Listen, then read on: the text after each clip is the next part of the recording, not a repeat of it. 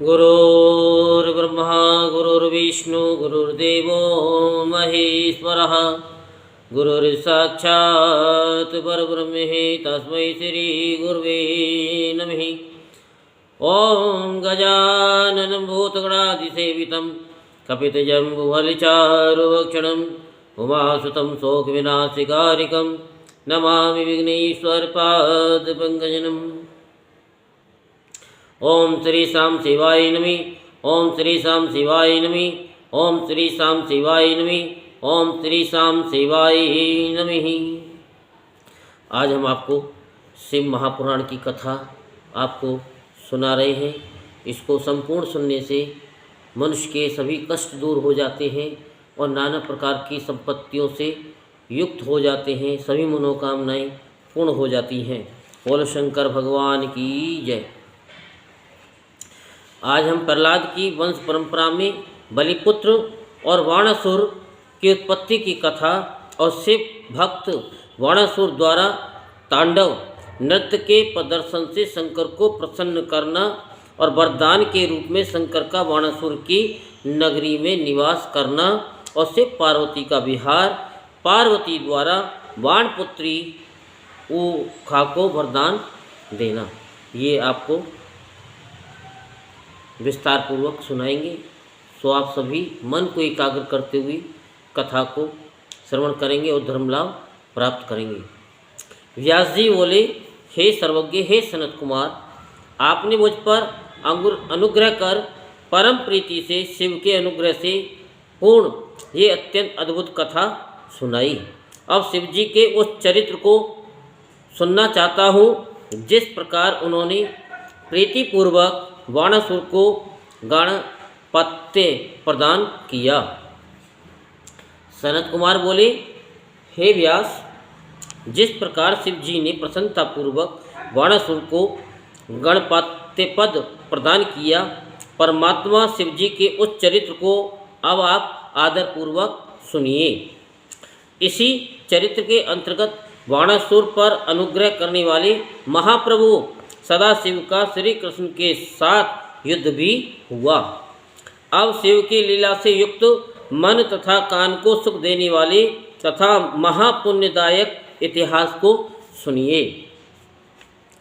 पूर्व काल में ब्रह्मा जी के मानस पुत्र मरीचि नामक प्रजापति हुए, जो उनके सभी पुत्रों में ज्येष्ठ, श्रेष्ठ एवं महाबुद्धिमान मुनि थे। उनके पुत्र मुनिश्रेष्ठ महात्मा कश्यप हुए, जो इस सृष्टि के प्रवर्तक हैं। वे अपने पिता मरीचि तथा ब्रह्मा जी के अत्यंत भक्त थे।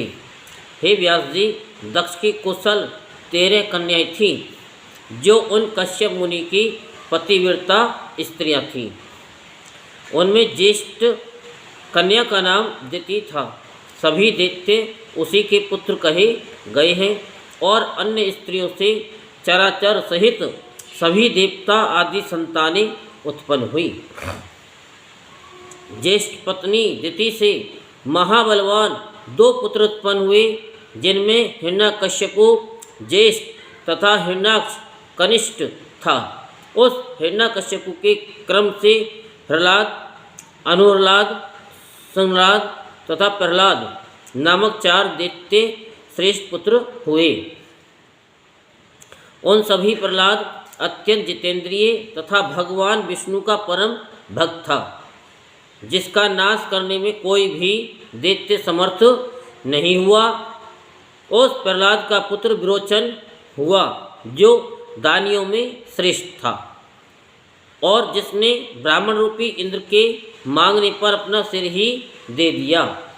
उस विरोचन का पुत्र महादानी एवं शिव प्रिय बलि हुआ, जिसने वामन अवतार धारण कर याचना करने वाले विष्णु को संपूर्ण पृथ्वी दान कर दी। उसी बलि का औरस पुत्र बाण हुआ, जो शिव भक्त, मान्य, दानी, बुद्धिमान, सत्य प्रतिज्ञ एवं हजारों का दान करने वाला था। वे दैत्यराज वाणासुर अपने बल से तीनों लोकों को तथा उसके स्वामियों को जीतकर शोणित नामकपुर में रहकर राज्य करता था। सभी देवगण शंकर जी की कृपा से शिव भक्त उस बाणासुर के दास की भांति हो गए। उस बाणासुर के राज्य में देवताओं को छोड़कर अन्य प्रजाएं दुखी नहीं थीं। देवगणों के दुख का कारण ये था कि बाणासुर उनका शत्रु था एवं वह असुर कुल में उत्पन्न हुआ था। एक समय उस महादित्य ने अपनी 1000 भुजाओं को बजाकर तांडव नृत्य द्वारा उन महेश्वर को प्रसन्न कर लिया। भक्तवत्सल भगवान शंकर उस नृत्य से संतुष्ट तथा अत्यंत प्रसन्न हो गए और उन्होंने कृपा दृष्टि से उनकी ओर देखा। सर्वलोकेश शरणागत वत्सल एवं भक्तों की कामना पूर्ण करने वाले भगवान शंकर ने उस बलिपुत्र बाणासुर को वर प्रदान करने की इच्छा की। सनत कुमार बोले, हे मुने, अत्यंत बुद्धिमान एवं शिव भक्त वह बलिपुत्र बाणासुर परमेश्वर शिव को भक्ति से प्रणाम कर स्तुति करने लगा। बाणासुर बोला कि हे देव, हे महादेव, हे शरणागत वत्सल, हे महेश, हे विभो, हे प्रभु, यदि आप मेरे ऊपर प्रसन्न हैं तो मेरे नगर के अधिपति बनकर अपने पुत्रों एवं गणों के सहित इसी के समीप निवास कर मेरा हित करते हुए मेरी रक्षा कीजिए। सनत कुमार बोले, शिव जी की माया से मोहित हुए बलिपुत्र बाणासुर ने मुक्ति देने वाले दुराराध्य शिव से केवल इतना ही वर मांगा। भक्तवत्सल प्रभु शंकर उस बाणासुर को उन वरों को देखकर गणों तथा पुत्रों सहित उसके पुर में निवास करने लगे। किसी समय बाणासुर के शोणितपुर नामक मनोहर नगर में नदी के तट पर शिवजी ने देवगणों एवं दैत्यों के साथ क्रीड़ा की। उस समय गंधर्व एवं अप्सराएं नाचने हंसने लगी। मुनियों ने शिव को प्रणाम किया, उनका जप पूजन तथा स्तवन किया।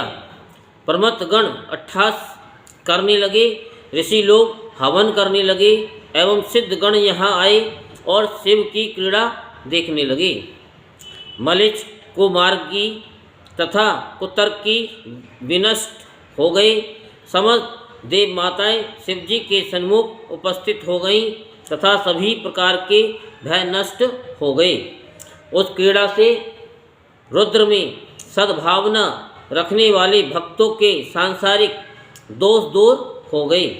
उस समय शिवजी का दर्शन करते ही सभी प्रजाएं अत्यंत प्रसन्न हो गई।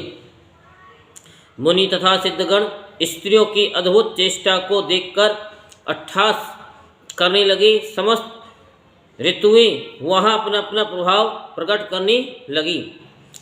पुष्पों के पराग से मिश्रित सुगंधित वायु बहने लगी। पक्षी समूह कूजने लगे एवं पुष्पों के भार से अवनत वृक्ष शाखाओं पर मधु लंपट कोयले वनों तथा उपवनों में कामोत्पादक मधुर शब्द करने लगी। उस समय क्रीड़ा विहार में उन्मत्त तथा काम पर विजय ने प्राप्त कर उससे देखे जाने मात्र से ही काम के वशीभूत सदाशिव ने नंदी से कहा। चंद्रशेखर बोले, हे नंदी, तुम शीघ्र ही इस वन से कैलाश जाकर मेरा संदेश कहकर श्रृंगार से युक्त गौरी को यहाँ ले आओ। सनत कुमार बोले, ऐसा ही करूँगा। इस प्रकार की प्रतिज्ञा कर वहाँ जाकर शंकर के दूत नंदी ने हाथ जोड़कर एकांत में पार्वती से कहा। नंदीश्वर बोले, हे देवी, देव देव महादेव महेश्वर श्रृंगार से युक्त अपनी भार्या को देखना चाहते हैं। मैंने उनके आदेश से ऐसा कहा है। सनत कुमार बोले, हे मुनिश्रेष्ठ, उनके इस वचन को सुनकर पाति यानी पतिव्रत धर्म पारायण भगवती पार्वती बड़ी प्रसन्नता से अपना श्रृंगार करने लगी और नंदी से बोली, तुम मेरी आज्ञा से शीघ्र शिव जी के पास जाओ और उनसे कहो कि मैं अभी आ रही हूँ। ये सुनकर मन की गति के समान चलने वाले नंदीश्वर महादेव के पास चले गए। नंदी को अकेला आया देख शिवजी ने नंदी से पुनः कहा, हे तात, तुम पुनः जाओ और पार्वती को शीघ्र लिवा लाओ। तब नंदी ने बहुत अच्छा कहकर वहाँ जाकर मनोहर नेत्र वाली गौरी से कहा, आपके पति श्रृंगार की हुई आप मनोरमा को देखना चाहते हैं। हे देवी, विहार करने की उत्कंठा से वे उत्सुकता पूर्वक आपकी प्रतीक्षा कर रहे हैं। हे गिरिनंदिनी, आप अपने पति के पास शीघ्र चलिए। पार्वती के आने में देर देखकर समग्र अप्सराओं ने परस्पर मिलकर विचार किया कि शिवजी पार्वती को शीघ्र देखना चाहते हैं। इस अवस्था में वे जिस स्त्री का वर्ण करेंगे वह स्त्री निश्चय ही समस्त दिव्य स्त्रियों की रानी होगी। इस समय काम शत्रु शिव को ये काम दुख दे रहा है, इसलिए हम पार्वती का रूप धारण करें। कदाचित हमें पार्वती के रूप में देखकर वे मनमत गणों सहित हमारे साथ क्रीड़ा करेंगे। वे आदरपूर्वक आपस में ऐसा विचार करने लगी। अतः जो स्त्री दक्षायणी से रहित इन शंकर का स्पर्श कर सके वही निशंक भाव से पार्वती पति शिवजी के पास जाए और उन्हें मोहित करे। तब कुष्मांड को भांड की कन्या चित्रलेखा ने ये वचन कहा, मैं गौरी का सुंदर रूप धारण कर शिवजी का स्पर्श कर सकती हूँ। चित्रलेखा बोली, केशव ने शिवजी को मोहित करने की इच्छा से परमार्थ के लिए वैष्णव योग का आश्रय लेकर जिस मोहिनी रूप को धारण किया उसी को मैं धारण करती हूँ। तदंतर उसने उर्वशी के परिवर्तित रूप को देखा। इसी प्रकार उसने देखा कि घृताची ने काली रूप, विश्वासी ने चंडिका रूप, रंभा ने सावित्री रूप, मेनका ने गायत्री रूप, सहजन्या ने जया रूप, पुंजिका स्थली ने विजया का रूप तथा समस्त अप्सराओं ने मातृगणों का रूप यत्नपूर्वक बना लिया। उनके रूपों को देखकर कुंभांड पुत्री चित्रलेखा भी वैष्णव योग से सारे रहस्यों को जानकर अपने रूप को छिपा लिया। दिव्य योग विशारद वाणासुर की कन्या उषा ने वैष्णव योग के प्रभाव से अत्यंत मनोहर, सुंदर और अद्भुत पार्वती का रूप धारण किया। उषा के चरण लाल कमल के समान दिव्य कांति वाली उत्तम प्रभा से संपन्न, दिव्य लक्षणों से संयुक्त एवं मन के अभिलषित पदार्थों को देने वाले थे। उसके बाद सर्वंतर्यामिनी तथा सब कुछ जानने वाली शिवा गिरजा शिवजी के साथ उसकी रमण की इच्छा जानकर कहने लगी। गिरजा बोली, हे सखी उषे, हे माननी, तुमने समय प्राप्त होने पर सहकाम भाव से मेरा रूप धारण किया, अतः तुम इसी कार्तिक मास में ऋतु धर्मणी होगी। वैशाख मास के शुक्ल पक्षी द्वादशी तिथि को घोर अर्धरात्रि में उपवास पूर्वक अंतपुर में सोई हुई अवस्था में तुमसे जो कोई पुरुष आकर रमण करेगा, देवगणों ने उसी को तुम्हारा पति नियुक्त किया है। उसी के साथ तुम रमण करोगी, क्योंकि तुम बाल्यावस्था से ही आलस्य रहित होकर सर्वदा विष्णु में भक्ति रखने वाली हो। तब ऐसा ही हो। इस प्रकार उषा ने मन में कहा और वह लज्जित हो गई। इसके बाद श्रृंगार से युक्त होकर रुद्र के समीप आकर वे देवी पार्वती उन शंभु के साथ क्रीड़ा करने लगी। हे मुनि, तदंतर रमण के अंत में भगवान सदाशिव स्त्रियों, गणों एवं देवताओं के साथ अंतर्ध्यान हो गए। सनत कुमार बोले, हे व्यास, अब आप परमात्मा शिव का दूसरा चरित्र सुनिए। जो भक्त वत्सलता से पूर्ण तथा परमानंददायक हैं। पूर्व काल में भाग्य दोष से गर्वित होकर बाणासुर ने तांडव नृत्य कर शिव जी को संतुष्ट किया था।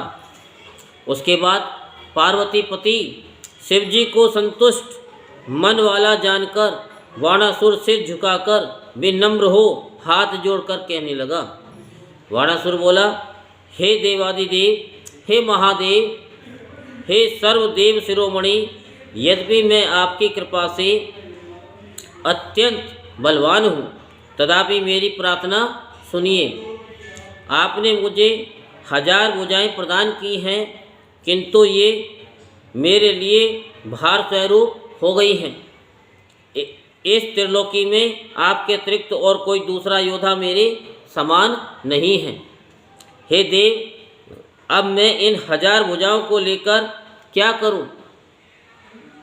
हे वृषभ ध्वज, बिना युद्ध के पर्वत के सदृश इन भुजाओं का क्या प्रयोजन है?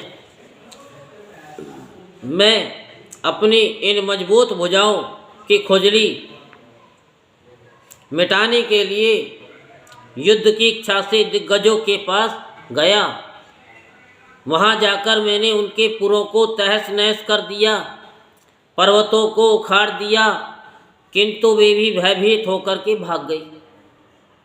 मैंने अपने यहाँ यमराज को योद्धा के रूप में और अग्नि को महान कर्मकार के रूप में, वरुण को गायों के पालन करने वाले गोपाल के रूप में, कुबेर को गजादक्ष के रूप में, निरृति को अंतःपुर की परिचारिका के रूप में नियुक्त किया है।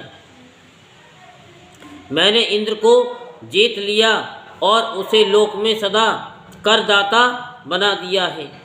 अब आप मुझे युद्ध का कोई ऐसा उपाय बताइए जहाँ पर मेरी ये भुजाएं शत्रु के हाथ से प्रयुक्त शस्त्रास्त्र के द्वारा जर्जर कर दी जाएं। हे महेश्वर, ये मेरी भुजाएं शत्रुओं के हाथों से गिर जाएं अथवा वे स्वयं उसके हाथों को 1000 टुकड़ों में विभक्त कर दे। आप मेरे इस मनोरथ को पूर्ण कीजिए। सनत कुमार बोले, भक्तजनों के संकट को दूर करने वाले महामन्यु रुद्र ने ये सुनकर क्रुद्ध को अत्यंत अद्भुत अट्टहास करके कहा। रुद्र बोले, हे समस्त दैत्य कुल में अधम, हे अहंकारी, तुझे सब प्रकार से धिक्कार है। तुझ बलिपुत्र तथा मेरे भक्त के लिए इस प्रकार का वचन कहना उचित नहीं है। तुम अपने इस अहंकार की शांति शीघ्र प्राप्त करोगे। मेरे जैसे बलवान से तुम्हें अकस्मात प्रचंड युद्ध का सामना करना पड़ेगा। पर्वत के समान तुम्हारी ये भुजाएं उस युद्ध में शस्त्रास्त्रों से छिन्न भिन्न होकर इस प्रकार भूमि पर गिरेंगी जैसे अग्नि में जलाया गया काष्ठ का पृथ्वी पर गिर जाता है। हे दुष्टात्मने, मोर से युक्त मनुष्य के सिर वाली ये तुम्हारी ध्वजा जो शस्त्रागार पर स्थापित है, वह जब बिना वायु के गिर जाए तब चित्त में समझना कि तुम्हारे सामने महाघोर भय उपस्थित हो गया है। उस समय तुम अपनी सेना सहित घोर संग्राम में जाना। अब तुम अपने घर जाओ, अभी वहाँ तुम्हारा सब प्रकार से कल्याण है। हे दुर्मते, तुम बड़े घोर उत्पातों को देखोगे। इस प्रकार कहकर अहंकार का नाश करने वाले भक्तवत्सल शिव मौन हो गए।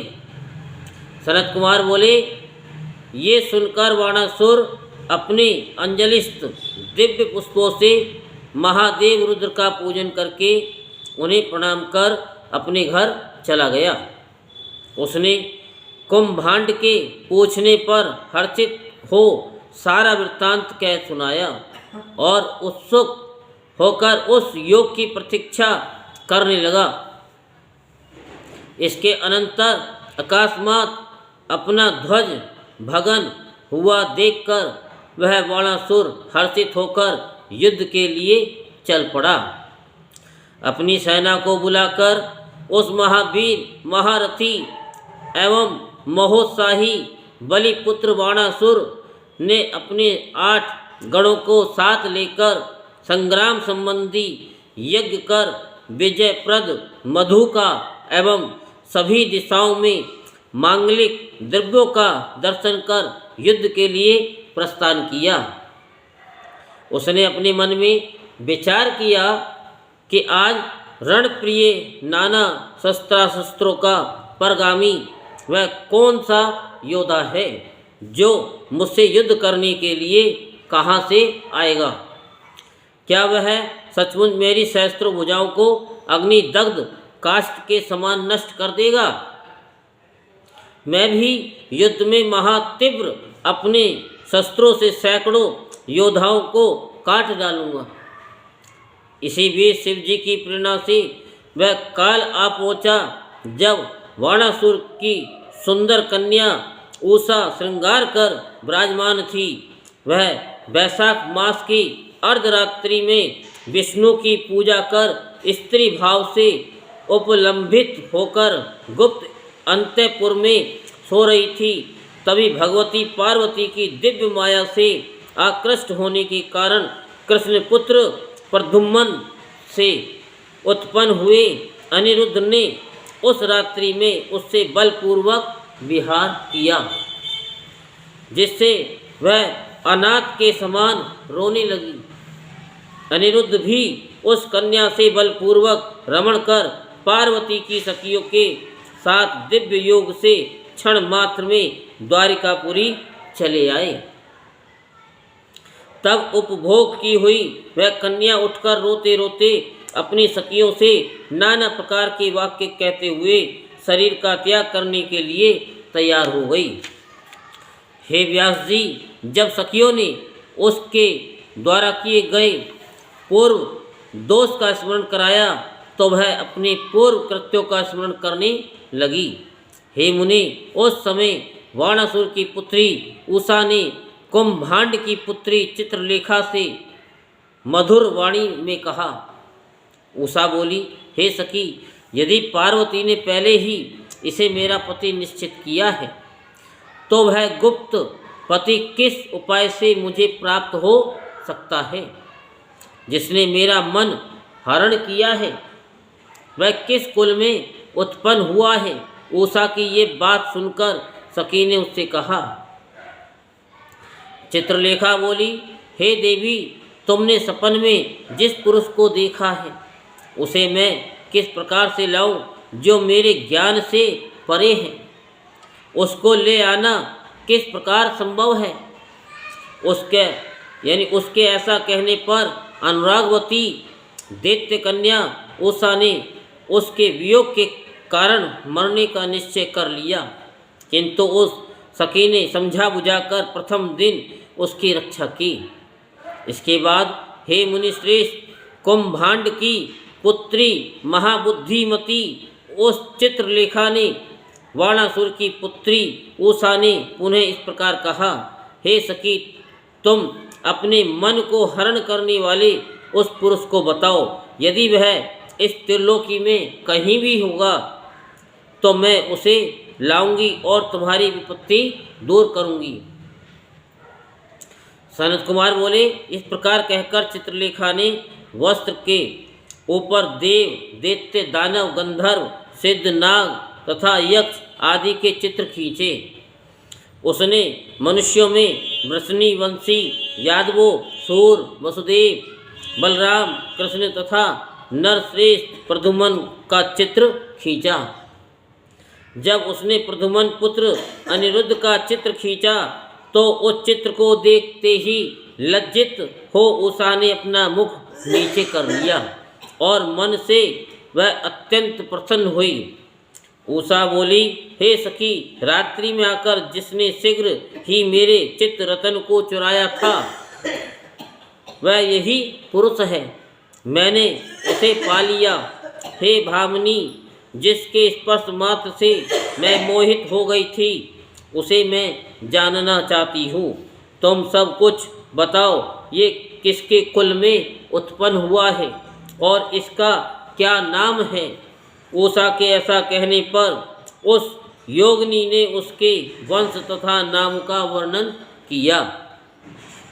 हे मुनि सत्तम, उसका कुल आदि सब कुछ जानकर बाणासुर की पुत्री उस कामनी उषा ने उत्कंठित हो इस प्रकार कहा। उषा बोली, हे सखी, अब तुम उसकी प्राप्ति के लिए प्रेम पूर्वक कोई उपाय करो, जिससे मैं अपने उस प्राणवल्लभ पति को शीघ्र प्राप्त कर सकूं। हे सखी, मैं जिसके बिना एक क्षण भी जीवन धारण करने में समर्थ नहीं हूँ, उसे प्रयत्न पूर्वक शीघ्र यहाँ लाओ और मुझे सुखी करो। सनत कुमार बोले, हे मुनिवर, तब वाण की कन्या के द्वारा इस प्रकार कहे जाने पर मंत्री कुंभांड की पुत्री चित्रलेखा विस्मित हो गई और विचार करने लगी। इसके बाद सखी से आज्ञा लेकर मन के समान वेग वाली वह चित्रलेखा उस पुरुष को कृष्ण का पौत्र अनिरुद्ध जानकर द्वारका जाने को उद्यत हो गई। वे ज्येष्ठ मास के कृष्ण पक्ष की चतुर्दशी को प्रातःकाल से 3 पहर बीत जाने पर द्वारकापुरी पहुँची। उस दिव्य योगिनी ने क्षण मात्र में आकाश मार्ग से अंतःपुर के उद्यान में प्रद्युम्न पुत्र अनिरुद्ध को देखा। उस समय सर्वांग सुंदर श्याम वर्ण तथा नवीन यौवन युक्त वे अनिरुद्ध स्त्रियों के साथ क्रीड़ा कर रहे थे। वे माधवी लता से निर्मित मधु का पान कर रहे थे और मंद मंद हंस रहे थे। उसके बाद सैया पर बैठे हुए उन अनिरुद्ध को उसने तामस योग के द्वारा अंधकार पट से आच्छादित कर दिया। पुनः उस सैया को अपने सिर पर रखकर वे क्षण मात्र में शोणितपुर में आ गई, जहाँ काम पीड़ित वह बाण कन्या उषा उन्मत्त चित्त होकर नाना प्रकार के भाव व्यक्त कर रही थी। उस समय लाए गए अपने पति अनिरुद्ध को देखकर उषा भयभीत हो गई। अत्यंत सुरक्षित उस अंतःपुर में नवीन समागम में जो ही उन दोनों ने क्रीड़ा प्रारंभ की, उसी समय हाथ में बैत लिए द्वारपालों ने काम चेष्टाओं तथा अनुमानों से कन्या के दुराचरण को जान लिया। उन लोगों ने दिव्य शरीरधारी नवयुवक साहसी एवं युद्ध कला में कुशल उस पुरुष अनिरुद्ध को भी देख लिया। इसके बाद अंतःपुर के रक्षक उन महावीर पुरुषों ने उसे देखकर सारा वृत्तांत बलिपुत्र बाण से कह दिया। द्वारपाल बोले, हे देव, अत्यंत सुरक्षित अंतःपुर में प्रवेश कर किसी पुरुष ने आपकी कन्या के साथ बलात् शयन किया है। वह कौन है, हम लोग उसे नहीं जानते। हे दानवेंद्र, हे महाबाहो, इसे देखिए देखिए और जो उचित हो उसे कीजिए, हम लोग दोषी नहीं हैं। सनत कुमार बोले, हे मुनि श्रेष्ठ, उनका वचन सुनकर और कन्या का दोष सुनकर महाबली दैत्येंद्र बाणासुर आश्चर्यचकित हो गया। सनत कुमार बोले, इसके बाद बाणासुर ने अत्यंत क्रुद्ध हो वहाँ जाकर दिव्य लीला से युक्त शरीर वाले तथा नवीन युवावस्था से संपन्न उन अनिरुद्ध को देखा। उन्हें देखकर आश्चर्यचकित हो युद्ध में प्रचंड वह बाणासुर क्रोध से आग बबूला हो हंसते हुए उनके आने के कारणों पर विचार करता हुआ राक्षसों से बोला, अहो, इतना रूपवान साहसी धैर्यशील अभागा एवं मूर्ख ये कौन पुरुष है जिसकी मृत्यु आसन्न है और जिसने मेरी पुत्री को दूषित कर मेरा कुल दूषित किया है। तुम लोग क्रुद्ध होकर अपने अति कठोर शस्त्रों से शीघ्र ही उसका वध करो, अथवा इस दुराचारी को बांधकर बहुत काल के लिए घोर तथा विकट कारागार में रखो। मालूम नहीं कि निर्भीक एवं महापराक्रमी ये कौन है। ये सोचकर वह महाबुद्धि बाणासुर संदेह में पड़ गया। इसके बाद उस पाप बुद्धि दैत्य ने उस वीर को मारने के लिए 10,000 सैनिकों को आज्ञा दी। उसके द्वारा आदिष्ट समस्त वीरों ने मारो काटो कहते हुए शीघ्र ही चारों ओर से अंतःपुर को घेर लिया।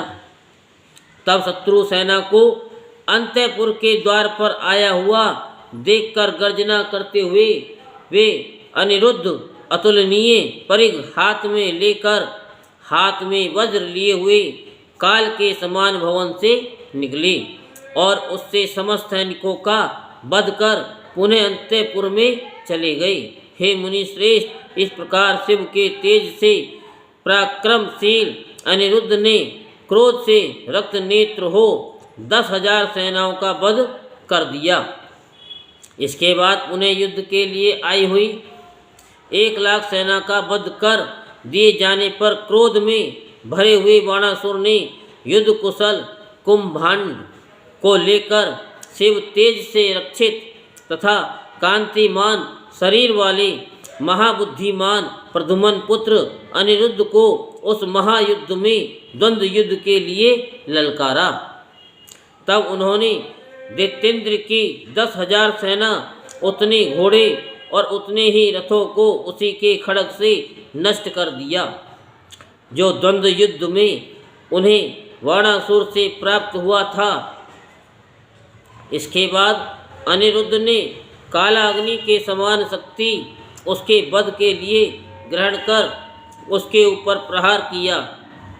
इसके बाद रथ के पिछले भाग में स्थित वह वीर बाणासुर उस शक्ति से दृढ़ता पूर्वक आहत होते ही रथ एवं घोड़ों के सहित उसी क्षण वहीं पर अंतर्ध्यान हो गया। तब बिना पराजित हुए उस दैत्य के अंतर्ध्यान हो जाने पर अनिरुद्ध सभी दिशाओं की ओर देखकर पहाड़ के समान अचल हो गई। उस समय अंतर्हित होकर वह दैत्य कपटपूर्वक युद्ध करता हुआ नाना प्रकार के शस्त्रों से अनिरुद्ध पर बार बार प्रहार करने लगा। उसके बाद महाबली महावीर तथा शिव भक्त बलिपुत्र बाणासुर ने छल से अनिरुद्ध को नागपाश में बांध लिया। इस प्रकार उन्हें बांधकर पिंजड़े में बंद करके बाणासुर युद्ध में यानी युद्ध से विश्राम करने लगा। इसके बाद उसने क्रोध में भरकर महाबली सूत पुत्र सारथी से कहा। बाणासुर बोला, हे सूत पुत्र, बड़ी शीघ्रता से इस पुरुष का सिर काट लो जिसने बलपूर्वक मेरे पवित्र उत्तम कुल को दूषित किया है, अथवा इसके संपूर्ण शरीर को काटकर राक्षसों को दे दो और इसके रुधिर तथा मांस को मांस भक्षी चील कौवे आदि भी खाएं, अथवा इस पापी को तृणों से व्याप्त गहरे कुएं में डालकर मार डालो। हे सूत पुत्र, बहुत क्या कहूँ, यह सभी प्रकार से वध के योग्य है। सनत कुमार बोले, उसका ये वचन सुनकर वह धर्म बुद्धि वाला राक्षस कुंभांड बाणासुर से नीति युक्त ये वाक्य कहने लगा।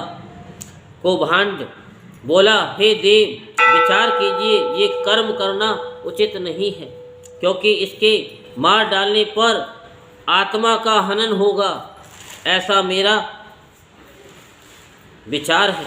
हे देव, ये तो पराक्रम में विष्णु के समान तथा आपके इष्ट शिव जी के तेज से बढ़ा हुआ दिखाई पड़ रहा है। पुरुषार्थ में शिव जी के साहस से भरा हुआ यह इस अवस्था को प्राप्त हुआ है। श्री कृष्ण का यह महाबली पुत्र बलपूर्वक दैत्य रूपी सर्पों से डसा हुआ भी शिवजी के प्रसाद से हम लोगों को तृण के समान समझ रहा है। सनत कुमार बोले, बाणासुर ने ऐसा वचन कहकर राजनीति विशारद उस दैत्य ने अनिरुद्ध से कहा। कुभान बोला, हे वीर, हे दुराचारी, हे नराधम, तुम कौन हो, किसके पुत्र हो और तुमको यहाँ कौन लाया है? ये सब मेरे समक्ष सत्य सत्य कहो और मैं हार गया। इस प्रकार का दीन वचन बार बार कहकर हाथ जोड़कर दैत्येंद्र की स्तुति करो तथा उन्हें नमस्कार करो। ऐसा करने पर तुम बंधन से मुक्त हो जाओगे, अन्यथा बंधे ही रहोगे। उसका यह वचन सुनकर वे उत्तर देने लगे। अनिरुद्ध बोले, हे अधम दैत्य के मित्र, प्रजा द्वारा प्राप्त धन से आजीविका चलाने वाली, हे निशाचर, हे दुराचारी, तुम शत्रु धर्म को नहीं जानते। दीनता तथा युद्ध से भागना सूर के लिए मरने से भी बढ़कर के है। ये प्रतिकूल है और शल्य के समान दुखदायी है, ऐसा मेरा विचार है। वीर तथा मानी क्षत्रिय के लिए संग्राम में सन्मुख होकर मृत्यु को प्राप्त हो जाना श्रेष्ठ कर है, किंतु दीन की भांति हाथ जोड़कर भूमि पर रहना श्रेष्ठ नहीं है। सनत कुमार बोले, इस प्रकार के वीरतापूर्ण अनेक वाक्य अनिरुद्ध ने उस दैत्य से कहे। ये सुनकर बाणासुर सहित वह कुंभांड आश्चर्यचकित हुआ और क्रोधित हो उठा। उसी समय सभी वीरों अनिरुद्ध तथा मंत्री को सुनाते हुए उस बाणासुर को समझाने के लिए आकाशवाणी हुई। आकाशवाणी बोली, हे महावीर, हे बाणासुर, हे सुमते, हे शिव भक्त, तुम बलि के पुत्र हो, तुम्हारे लिए क्रोध करना उचित नहीं है। इस पर जरा विचार करो। शिवजी सबके ईश्वर, कर्मों के साक्षी तथा परमेश्वर हैं। ये चराचर जगत उन्हीं के अधीन है। वे ही सत्वगुणी, रजोगुणी और तमोगुणी होकर ब्रह्मा, विष्णु तथा शिव रूप से इस जगत के कर्ता, पालक और संहारक हैं। वे सबके अंतर्यामी स्वामी, सबके प्रेरक, सबसे परे, निर्विकार, अविनाशी, नित्य माया के अधिपति तथा निर्गुण हैं।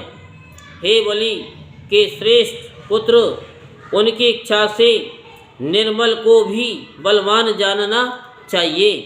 हे महामते, ऐसा मन में जानकर सावधान हो जाओ। अभिमान का नाश करने वाले, भक्तों का पालन करने वाले तथा नाना प्रकार की लीला करने में निपुण भगवान सदाशिव अभी तुम्हारा अभिमान नष्ट करेंगे।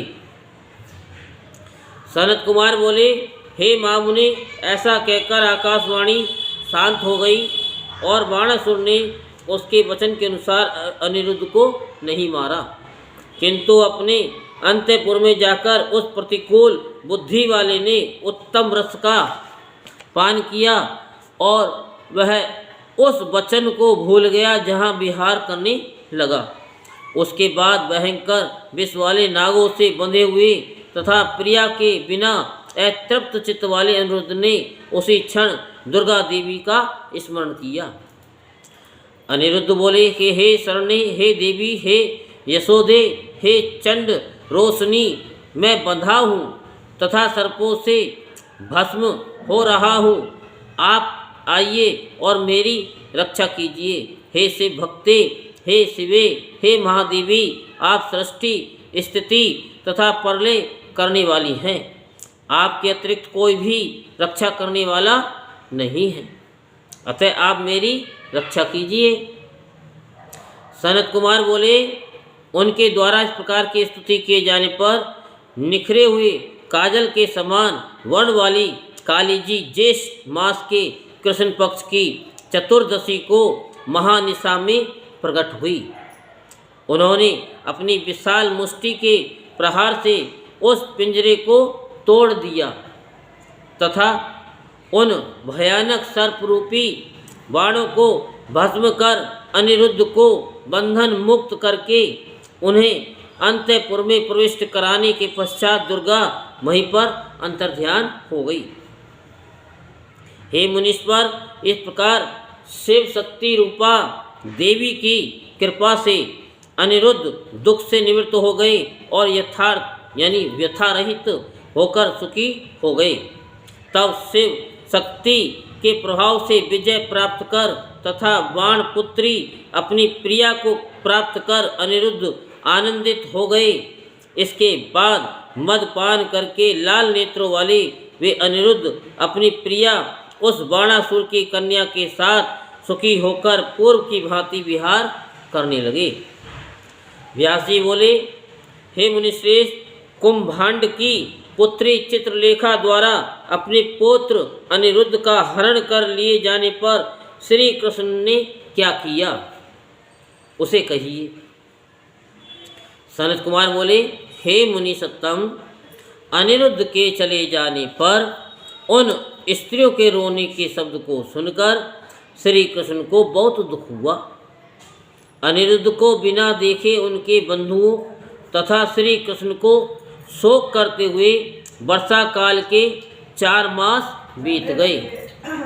तब नारद जी से उनकी वार्ता तथा उनके बंधन का समाचार सुनकर सब यादवगण तथा श्री कृष्ण जी अति दुखी हुए। उस संपूर्ण वृत्तांत को सुनकर श्री कृष्ण उसी समय आदर पूर्वक गरुड़ को बुलाकर युद्ध के लिए शोणितपुर को गए। उस समय प्रद्युम्न, युयुधान, साम, सारण, नंद, उपनंद, भद्र, बलराम तथा कृष्ण के अनुवर्ती सब लोग चले। 12 अक्षौणी सेना के साथ श्रेष्ठ यादवों ने चारों ओर से बाणासुर के नगर को घेर लिया। नगर, उद्यान, प्राकार, अटारी, गोपुर आदि को विध्वस्त होता हुआ देखकर क्रोध से व्याप्त वह बाणासुर भी उतनी ही सेना के साथ निकल पड़ा। बाणासुर की रक्षा करने के लिए भगवान सदाशिव नंदी वृषभ पर सवार होकर अपने पुत्र तथा प्रमथ गणों के साथ युद्ध करने के लिए गए। वहाँ बाणासुर के रक्षक रुद्र आदि से श्री कृष्ण आदि का अद्भुत रोमांचकारी तथा भयंकर युद्ध हुआ। श्री कृष्ण के साथ शिव जी का, प्रद्युम्न के साथ कार्तिकेय का एवं कुष्मांड और कोपकर्ण के साथ बलराम का परस्पर द्वंद्व युद्ध हुआ। शाम का बाणासुर के पुत्र के साथ, सात्विकी का बाणासुर के साथ और गरुड़ का नंदी के साथ और अन्य लोगों के साथ युद्ध होने लगा। उस समय ब्रह्मा आदि देवता, मुनि, सिद्ध, चारण, गंधर्व तथा अप्सराएं अपने वाहनों तथा विमानों से युद्ध देखने के लिए आए। हे विपेंद्र, विविध आकार वाले रेवती आदि प्रमथों के साथ उन यदुवंशियों का बड़ा भयानक युद्ध हुआ। भाई बलराम तथा बुद्धिमान प्रद्युम्न के सहित श्री कृष्ण जी ने प्रमथ गणों के साथ घोर भयानक युद्ध किया। वहाँ अग्नि, यम, वरुण आदि देवताओं के साथ विमुख, त्रिपाद, ज्वर और गुह का युद्ध हुआ। विविध आकार वाले प्रमथों के साथ उन यादवों का विकट, भयंकर तथा रोमहर्षण युद्ध होने लगा। बहुत सी विभीषिकाओं से, कोटारियों से तथा निर्लज्ज प्रबल स्त्रियों से पास से युद्ध होने लगा। तब श्री कृष्ण जी ने शिव जी के भूत, प्रमथ तथा गुहक आदि अनुचरों को अपने सारंग धनुष से छोड़े हुए तीक्ष्ण अग्रभाग वाले बाणों से पीड़ित किया। इस प्रकार युद्ध के उत्साही प्रद्युम्न आदि वीर भी शत्रु की सेना का नाश करते हुए महाभयंकर युद्ध करने लगे। तब अपनी सेना को नष्ट होते हुए देखकर शिव जी ने उसे सहन न करते हुए महान क्रोध किया और भयंकर गर्जना किया। ये सुनकर शिव जी के गण गर्जने लगे तथा शिव जी के तेज से तेजस्वी हुए वे शत्रु योद्धाओं को नष्ट करते हुए युद्ध करने लगे।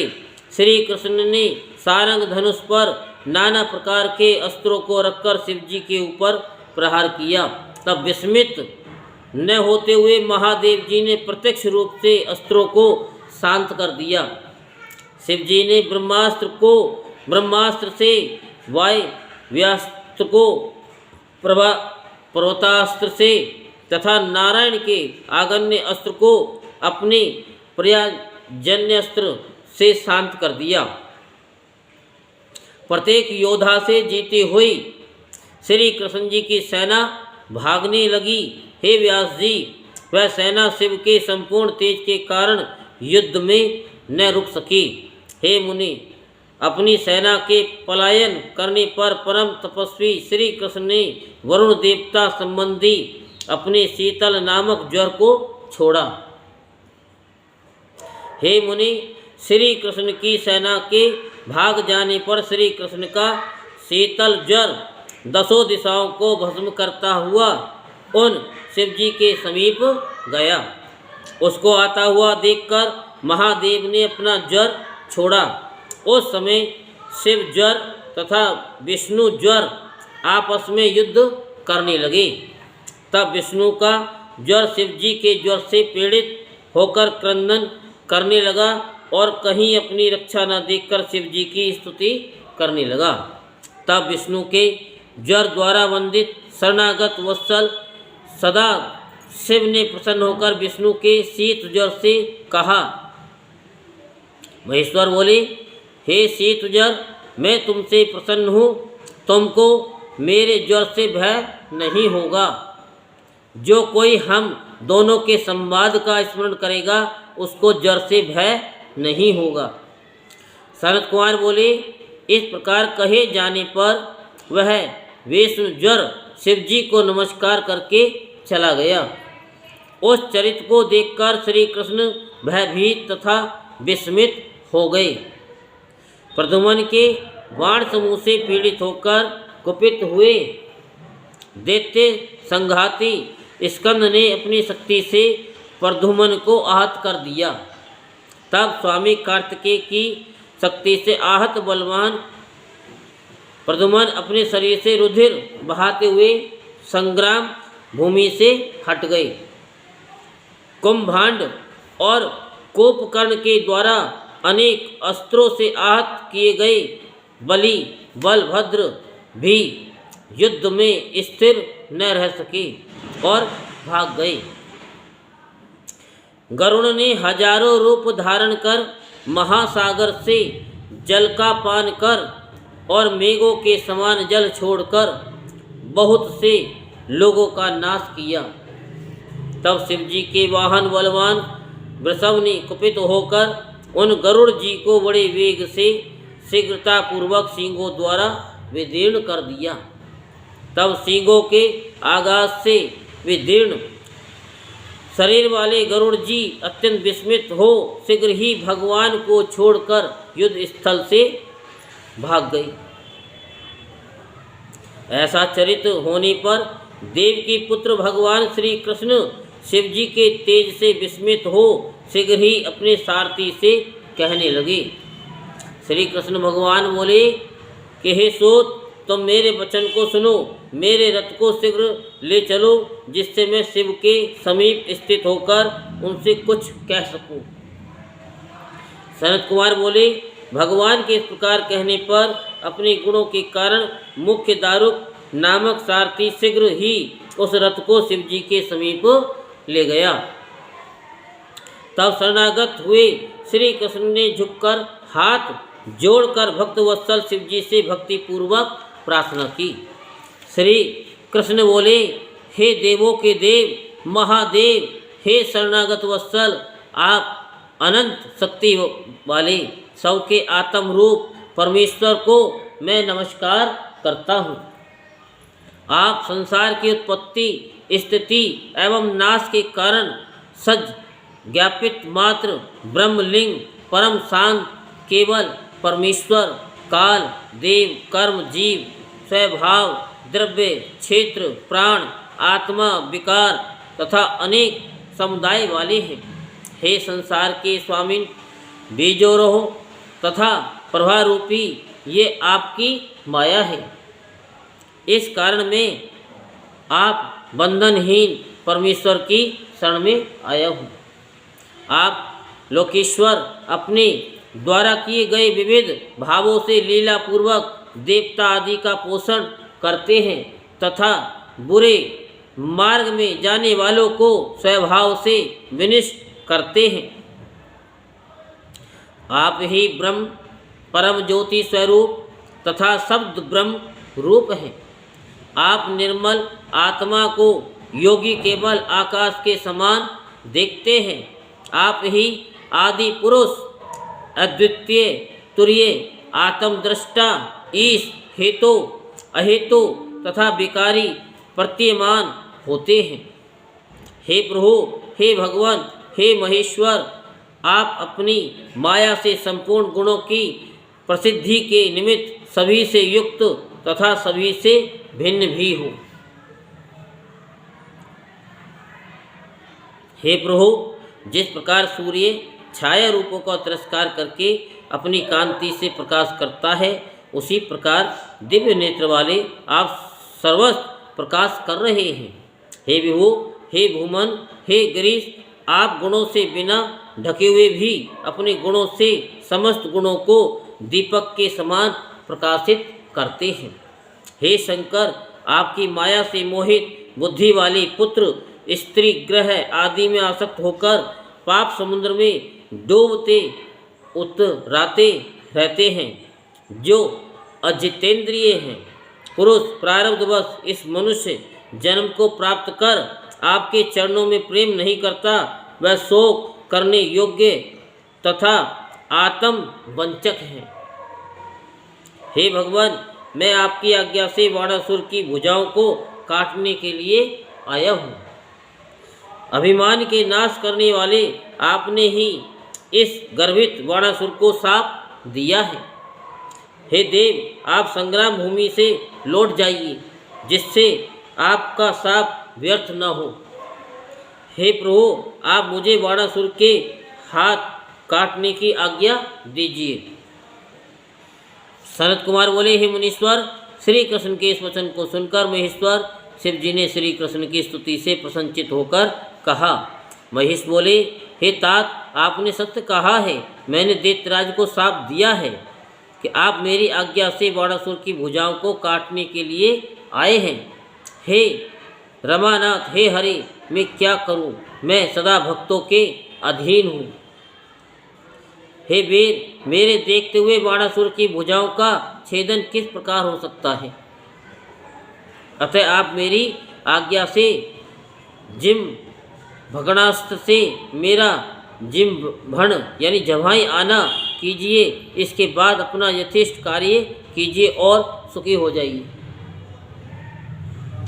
सनत कुमार बोले कि हे मुनीश्वर, शिव जी के इस प्रकार कहने पर वे श्री कृष्ण अति विस्मित हुए और अपने युद्ध स्थल में आकर प्रसन्न हुए। हे व्यास जी, इसके बाद अनेक अस्त्रों के संचालन में कुशल भगवान श्री कृष्ण जी ने शीघ्र ही जिम भुवनास्त्र का धनुष पर संधान कर उसे शिव जी के ऊपर छोड़ा। उस जिम भुवनास्त्र से जिम्भित हुए शिव को मोहित करके श्री कृष्ण ने खड्ग, गदा तथा रिष्टि से वाणासुर की सेनाओं को मार डाला। तो कल हम आपको सुनाएंगे भगवान कृष्ण तथा वाणासुर का संग्राम और श्री कृष्ण द्वारा बाण की भुजाओं का काटा जाना, सिर काटने के लिए उद्यत हुए श्री कृष्ण को शिव का रोकना और उन्हें समझाना बाण का गर्वा अपहरण और श्री कृष्ण और बाणासुर की मित्रता और उषा अनिरुद्ध को लेकर श्री कृष्ण का द्वारका आना। तो उससे थोड़ी सी कथा हम आपको सुना देते हैं। व्यास जी बोले कि हे सर्वज्ञ, हे ब्रह्मपुत्र, हे सनत कुमार, आपको नमस्कार है। हे मुनि, हे तात, आपने मुझे ये अद्भुत कथा सुनाई। श्री कृष्ण के द्वारा युद्ध में जिम भाषणास्त्र से शिव जी के मोहित किए जाने पर तथा बाण की सेना के मार दिए जाने पर बाणासुर ने क्या किया, उसको कहिए। सोजी बोले, अमित तेजस्वी उन व्यास जी का वचन सुनकर ब्रह्मा के पुत्र मुनीश्वर सनत कुमार प्रसन्नचित होकर के कहने लगे। सनत कुमार बोले, हे महाप्राज्ञ, हे व्यास जी, हे तात, लोक लीला का अनुसरण करने वाले श्री कृष्ण तथा शिव जी की अद्भुत तथा सुंदर कथा का श्रवण कीजिए। पुत्रों तथा गणों सहित लीला से शिव जी के सो जाने पर वह दैत्यराज बाणासुर कृष्ण के साथ युद्ध करने के लिए निकल पड़ा। कुंभांड से घोड़ा लेकर वह महाबली दैत्य अनेक प्रकार के अस्त्र शस्त्रों को धारण कर अतुलनीय युद्ध करने लगा। उस महाबली दैत्येंद्रिय बाणासुर ने अपनी सेना को नष्ट हुआ देखकर क्रोधित हो घोर युद्ध किया। उस संग्राम में शिव जी से महान बल पाकर महावीर श्री कृष्ण ने बाणासुर को तिनके के समान मानकर बड़े जोर से गर्जना किया। हे मुनीश्वर, बाणासुर की शेष बची हुई सेना को भयभीत करते हुए वे अपने अद्भुत सारंग नामक धनुष की टंकार करने लगे। धनुष की टंकार से उत्पन्न हुए उस तीव्र नाद से भूमि और आकाश का मध्य भाग व्याप्त हो गया। उसी समय श्री कृष्ण ने क्रोधित हो उस धनुष को कान तक खींचकर बाणासुर के ऊपर सर्पों के समान विषैले अनेक तीक्ष्ण बाणों को छोड़ा। बलिपुत्र बाणासुर ने उन बाणों को आता हुआ देखकर अपने धनुष से निकले हुए बाणों से उन्हें अपने तक पहुंचने के पहले बीच में ही काट दिए। शत्रुओं को विनिष्ट करने वाला वह दैत्यराज बाण पुनः गर्जना करने लगा। तब वहाँ संपूर्ण यादव भयभीत हो गए और श्री कृष्ण का स्मरण करते हुए मूर्छित हो गए।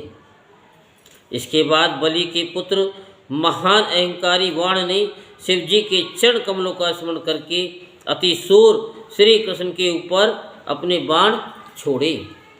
तब महादैत्यों के शत्रु श्री कृष्ण जी ने भी शिव जी के चरण कमलों का स्मरण करके अपने बाणों से उन बाणों को दूर से शीघ्र ही काट दिया। तब संग्राम में आकुल बलराम आदि सभी बलि यादवों से युद्ध करके अपने अपने प्रतियोद्धाओं को मारा। इस प्रकार वहाँ उन दोनों बलि पुरुषों का बहुत समय तक भयानक युद्ध हुआ, जो सुनने वालों को भी आश्चर्यचकित कर देने वाला था। संग्राम में उस समय गरुड़ जी ने अति क्रोध करके अपने पंखों के प्रहारों से बाणासुर की सब सेना को चूर्ण चूर्ण कर दिया। तब अपनी सेना का मर्दन करने वाले गरुड़ को तथा अपनी सेना को मर्दित देखकर सेवों में श्रेष्ठ बलवान उस दैत्य ने उनके ऊपर अति क्रोध किया और 1000 भुजा वाले उस दैत्य ने शीघ्र ही महादेव के चरणारविंद का स्मरण करके शत्रुओं के लिए असहाय महान पराक्रम प्रदर्शित किया। महावीरों को नष्ट करने वाले उस दैत्य ने एक साथ श्री कृष्ण आदि समस्त यादवों पर तथा गरुड़ के ऊपर अलग अलग अनेक प्रकार के बाणों से प्रहार किया। हे मुने, बलवान उस दैत्य ने एक बाण से गरुड़ को, एक बाण से श्री कृष्ण को, एक बाण से बलराम को और एक से अन्य लोगों को मारा।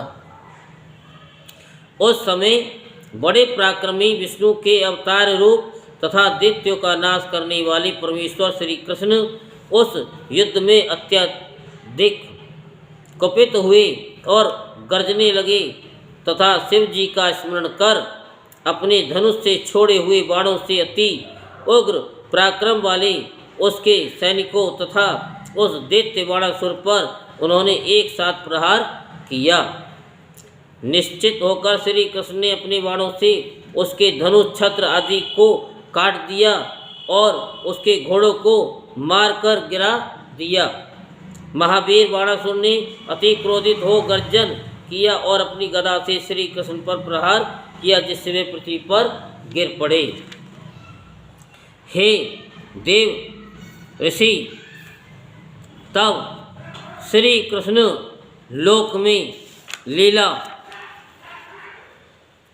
करने के कारण शीघ्र ही भूमि पर यानी भूमि से उठकर शिव भक्त उस शत्रु के साथ युद्ध करने लगे। इस प्रकार उन दोनों में बहुत समय तक घोर संग्राम होता रहा। भगवान श्री कृष्ण शिव रूप थे तथा वह बलि बाणासुर शिव जी के भक्तों में श्रेष्ठ था। हे मुनीश्वर, पराक्रमी शाली श्री कृष्ण बहुत देर तक बाणासुर के साथ युद्ध कर पुनः शिव जी की आज्ञा से बल प्राप्त कर अत्यधिक क्रोधित हो उठे।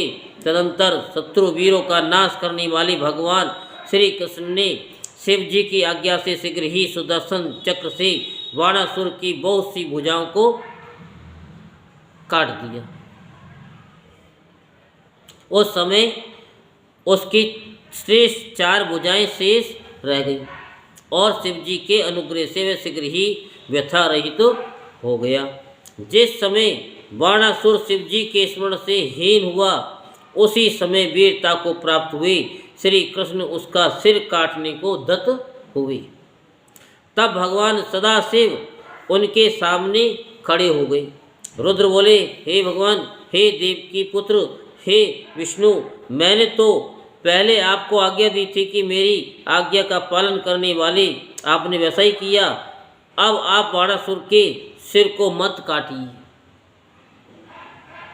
मेरी आज्ञा से अपने सुदर्शन चक्र को लौटा लीजिए, क्योंकि मेरे भक्त के ऊपर सदा ये चक्र निष्फल होगा। हे गोविंद, संग्राम में मैंने आपको ये अनिवार्य सुदर्शन चक्र दिया है, इसलिए इस विजय चक्र को युद्ध भूमि से लौटा लीजिए। हे लक्ष्मीपति, पहले भी आपने ये सुदर्शन चक्र दधीची, वीर रावण तथा तारक आदि के ऊपर मेरी आज्ञा के बिना नहीं चलाया। आप तो योगेश्वर, साक्षात परमात्मा जनार्दन तथा सब प्राणियों के हित में तत्पर रहने वाले हैं। इसका अपने मन में विचार कीजिए। मैंने इसे ये वर दे दिया है कि तुम्हें मृत्यु का भय नहीं रहेगा। अतः मेरा ये वचन सदा सत्य होगा। मैं आपसे संतुष्ट हूँ।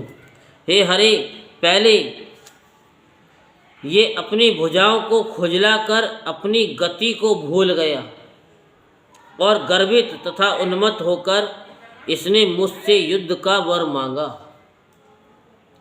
तब मैंने उसे शाप दे दिया कि थोड़े ही समय में तुम्हारी भुजाओं को काटने वाला आएगा और तुम्हारा अभिमान नष्ट हो जाएगा। वे बाण से बोले, मेरी आज्ञा से तुम्हारी भुजाओं को काटने वाले भगवान श्री कृष्ण आ गए हैं, इसलिए तुम अब संग्राम से लौट जाओ। और श्री कृष्ण से कहा, वधू और वर के साथ अपने स्थान को चले जाओ। ऐसा कहकर शिव जी उन दोनों में मित्रता कराकर उनको आज्ञा देकर गणों तथा पुत्रों सहित अपने स्थान को चले गए। सनत कुमार बोले, इस प्रकार भगवान शिव जी का वचन सुनकर अपने सुदर्शन चक्र को लौटाकर अच्छत शरीर वाले विजयी श्री कृष्ण ने अंतःपुर में प्रवेश किया। भार्या सहित अनिरुद्ध को आश्वासन देकर उन्होंने बाणासुर के द्वारा प्रदान किए गए अनेक रत्न समुदाय को स्वीकार किया। उषा की सखी परम योगिनी चित्रलेखा को लेकर शिव जी की आज्ञा से कृत्य कृत्य श्री कृष्ण अति प्रसन्न हुए। इसके बाद श्री कृष्ण हृदय से शिव जी को प्रणाम कर बलिपुत्र बाणासुर से विदा लेकर कुटुंब सहित अपने नगर को चले गए। मार्ग में प्रतिकूल हुए वरुण को अनेक प्रकार से जीत कर वे आनंदित होकर द्वारकापुरी में आए। इसके बाद गरुड़ जी को विसर्जित कर अपने मित्रों को देखकर तथा उनसे हास परिहास करते हुए द्वारिका में पहुंचकर इच्छानुसार विचरण करने लगी। बोलो शंकर भगवान की जय। हर हर महादेव, हर हर महादेव, हर हर महादेव।